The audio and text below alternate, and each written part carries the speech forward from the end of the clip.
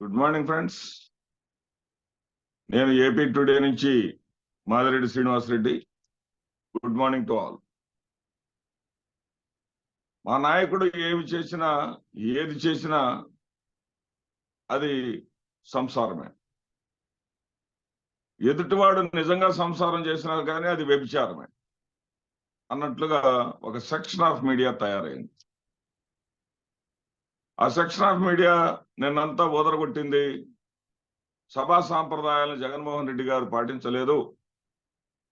జగన్మోహన్ రెడ్డి గారికి గౌరవాన్ని ఇస్తూ గౌరవ సభలాగా నడిచింది కొత్త సభ. కానీ ఆ గౌరవాన్ని ఆయన నిలబెట్టుకోలేదు. మరి ఏదైతే ఆ సభ స్పీకర్ని ఎన్నుకునేటటువంటి సమయంలో గైర్ హాజరయ్యాడు, సభా సాంప్రదాయాలను పాటించలేదు. సభ ఆయనకి ఇవ్వాల్సినటువంటి మర్యాద ఇచ్చినప్పటికీ కూడా మరి ఆయన పాటించలేదు. ఆయన తిరిగి ఇవ్వాల్సినటువంటి గౌరవాన్ని ఇవ్వలేదు అంటూ ఓదరగొట్టాయి నిన్నంతా. ఏమి గౌరవాన్ని ఇచ్చాయి? జగన్మోహన్ రెడ్డి గారికి వాళ్ళు ఇచ్చిన గౌరవం ఏంటి? ముఖ్యమంత్రి ప్రమాణ స్వీకారం చేసిన వెంటనే మరి మాజీ ముఖ్యమంత్రి ప్రమాణ స్వీకారం చేయడం సభా సాంప్రదాయం. ఎలా చేశారు? ముఖ్యమంత్రి ప్రమాణ స్వీకారం చేసిన వెంటనే మంత్రుల ప్రమాణ స్వీకారం చేయించి ఆ తర్వాత జగన్మోహన్ రెడ్డి గారి చేత ప్రమాణ స్వీకారం చేయించారు. ఇది ఎట్లా సభా సాంప్రదాయం అయింది? ఇది ఎట్లా పద్ధతి అవుతుంది? అదేవిధంగా జగన్మోహన్ రెడ్డి గారి మీద వాళ్ళు చేసినటువంటి ఆరోపణ ఏంటంటే వారిని స్పీకర్ స్థానంలో కూర్చోబెట్టడానికి కూడా ప్రతిపక్ష నాయకుడు ఉండాలి, ప్రతిపక్ష నాయకుడు లేకుండా పోయాడు అని చెప్పేసి చెప్పారు. ఇది ముందు మీతోనే ఉన్న చంద్రబాబు నాయుడు గారిని కూడా మీరు అడగాలి. మీకు అనుమతి ఇచ్చేశారు కదా చంద్రబాబు నాయుడు గారు శాసనసభలో. ఆంధ్రజ్యోతి అందరూ కూడా రావచ్చు, ఈనాడు అందరూ రావచ్చు.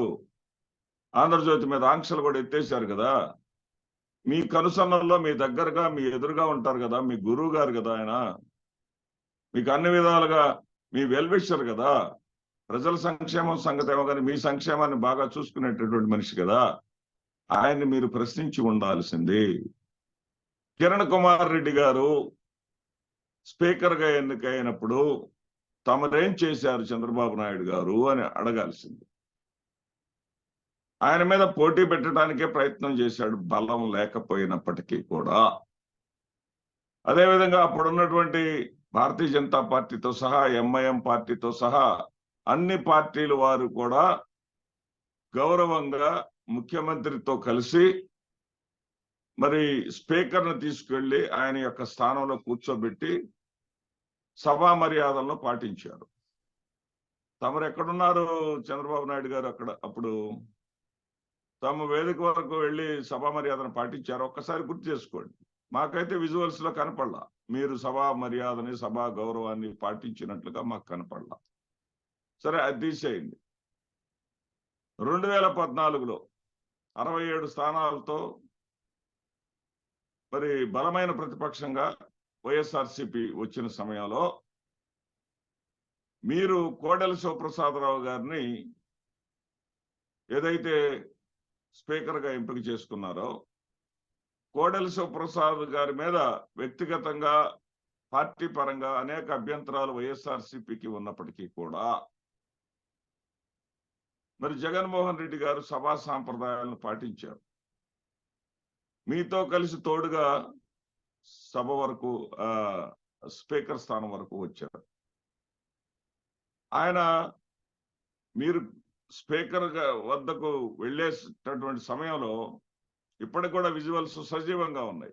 మీరు పెద్దవారు, మీరే ముందు నడవండి, మీ వెనకాల నేను నడుస్తాను అన్నాడు ముఖ్యమంత్రి హోదాలో ఉన్నటువంటి జగన్మోహన్ రెడ్డి గారు. ప్రతిపక్ష స్థానంలో ఉన్నటువంటి మిమ్మల్ని మీరు పెద్దవారు, మీరు ముందు నడవండి, మీ వెనకాల నేను నడుస్తానని చెప్పేసి అన్నారు. మరి ఆ విధంగా అది ప్రతిపక్ష స్థానంలో ఉన్నటువంటి చంద్రబాబు నాయుడు ప్రతిపక్షంలో ఉన్నాడు, సబ్జెక్ట్ టు కరెక్షన్స్, ప్రతిపక్షంలో ఉన్నాడు జగన్మోహన్ రెడ్డి గారు. ముఖ్యమంత్రి స్థానంలో ఉన్నటువంటి మిమ్మల్ని మీరు పెద్దవారిని గౌరవిస్తూ మీరు ముందు నడవండి అని చెప్పేసి చెప్పారు. అదేవిధంగా ముఖ్యమంత్రి స్పీకర్ స్థానం వరకు వచ్చి స్పీకర్ని గౌరవంగా కూర్చోబెట్టి వారికి అభివాదం చేసి తిరిగి వచ్చారు.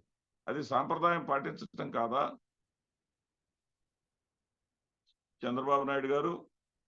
ఆ తర్వాత వైఎస్ఆర్సీపీ అధికారంలోకి వచ్చింది 2019లో. 2019లో అధికారంలోకి వచ్చిన తర్వాత వైఎస్ఆర్సీపీ ఏం చెప్పారు? మీరు ఏం చేశారు ఒకసారి గుర్తు తెచ్చుకోండి.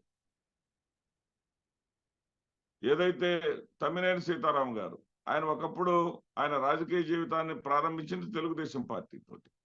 మీకు ఆయనకి మరి పెద్ద శత్రుత్వం ఉండటానికి కూడా ఆస్కారం లేదు. మీరు చెప్పుకుంటూ ఉంటారు కదా, తెలుగుదేశం పార్టీ అనేది అనేక మంది రాజకీయ నేతలను తయారు చేసింది అని చెప్పేసి. ఆ నేతల్లో ఒకడే ఆయన కూడా, తమ్మినేని సీతారాం గారు కూడా. మరి వారిని స్పీకర్ గా ఎన్నుకుంటే మీరేం చేశారు చంద్రబాబు నాయుడు గారు? మీరేం చేశారు? మీరు అచ్చెన్నాయుడు గారిని, నిమ్మల రామానాయుడు గారిని పంపించారు, మీరు మాత్రం వెళ్ళలేదు. అది సభా సాంప్రదాయమా? అయినా సభా సాంప్రదాయాలు జగన్మోహన్ రెడ్డి గారికి అవసరం లేదు. మీరు ఇచ్చేటటువంటి గౌరవాలు ఆయనకు అవసరం లేదు. ఆయనేమి మిమ్మల్ని గౌరవాలు ఇవ్వండి, నన్ను గౌరవించండి అని మిమ్మల్ని ఏమి అప్లికేషన్ పెట్టుకోలేదు, మిమ్మల్ని ఏమి బతిలాడలేదు. మీరు చేయాల్సిన పనులు చాలా ఉన్నాయి. జగన్మోహన్ రెడ్డి గారి మీద కాన్సన్ట్రేషన్ కాదండి. పచ్చ మీడియా వాళ్ళు కానీ, చంద్రబాబు నాయుడు గారు కానీ, మంత్రులు కానీ చేయవలసింది జగన్మోహన్ రెడ్డి గారు ఈరోజు ఎక్కడ దగ్గారు, ఎక్కడ తుమ్మారు, ఎక్కడ ఏం చేశారు, అది కాదు మీకు కావాల్సింది.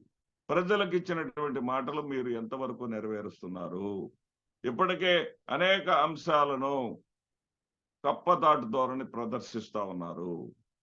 ఇప్పటికే సంపద సృష్టిస్తా ఉన్నారు, భూములు అమ్ముతాం అని చెప్పేసి చెప్తా ఉన్నారు. ఇప్పటికే సంపద సృష్టిస్తా ఉన్న వాళ్ళు విశాఖ ఆస్తులను వేలం వేస్తా అంటూ ఉన్నారు. వీటి సంగతి ఆలోచించండి. ప్రజలకు ఇచ్చినటువంటి మాట నెరవేర్చే దాని గురించి ఆలోచించండి. మీకు సమయం ఇవ్వాలి కాబట్టి ఎవరు కూడా ఎక్కువగా ఏం మాట్లాడరు ఇప్పుడు. కానీ ప్రజలకు ఇచ్చినటువంటి హామీల మీద దృష్టి పెట్టండి, ప్రజలకు చేయాల్సినటువంటి పనుల మీద దృష్టి పెట్టండి. జగన్మోహన్ రెడ్డి గారి జపాన్ని ఆపండి అని చెప్పడమే నా ఉద్దేశం. ఆయనే మీ నుంచి గౌరవ మర్యాదలు కావాలని ఆయన కోరుకోలేదు. ఆయన పులివెందులు వెళ్లాల్సినటువంటి అవసరం ఉంది కాబట్టి వెళ్ళాడు. ఆయన ఆ శాసన సభ స్పీకర్ ఎన్నిక సందర్భంగా ఆయన చావును కోరుకున్నటువంటి వ్యక్తికి మీరు పిలిచి పీఠం వేసినప్పుడు ఆ వ్యక్తిని గౌరవించాల్సిన అవసరం జగన్మోహన్ రెడ్డి గారికి లేదు అనేది ఆంధ్రప్రదేశ్ రాష్ట్ర ప్రజల అభిప్రాయం. ఎందుకంటే జగన్మోహన్ రెడ్డి ఓడాడు కానీ చావలేదు అని నిర్భీతిగా, నిర్లజ్జగా, కుసంస్కారంగా చెప్పినటువంటి వ్యక్తి అతన్ని మీరు స్పీకర్ చేసుకున్నారు. సరే, మీ ఇష్టం, అది మీకు అధికారం ఉంది కాబట్టి మీరు ఏదైనా చేసుకుంటారు. అలాంటి మీ నుంచి ఆయన ఏదో గౌరవాన్ని ఆశిస్తాడని భ్రమలు మాత్రం మీకు వద్దు. ఆయన ఏం ఆశిస్తాడంటే మీ నుంచి ప్రజల ప్రయోజనాలను ఆశిస్తాడు. ప్రజలకి ఆశలు పెట్టారు మీరు, మహిళలకు అనేక రకాలైనటువంటి ఆశలు మీరు పెట్టారు. అతను చేసి చూయించాడు ప్రభుత్వం ఏదైనా చేయగలదు అని. దాన్ని వాళ్ళు ప్రజలు నమ్మారు. మీరు కూడా ఏదైనా చేయగలరు, చెప్పిన మాట చేయగలరు, అతనిలాగానే చేస్తారనుకొని ఆశించి మీకు ఓట్లు వేసి మీకు అప్రతిగతమైనటువంటి మెజారిటీని 8 జిల్లాల్లో కనీసం వైఎస్ఆర్సీపీ ఖాతా కూడా తెరవనినంతటిగా మీకు ఫలితాలను ఇచ్చారు. మీరు వాటిని నిలబెట్టుకోండి, వాటి మీద దృష్టి పెట్టండి. జగన్మోహన్ రెడ్డి గారి జపం చేయవలసినటువంటి అవసరం లేదు. నమస్తే, మీ మాది.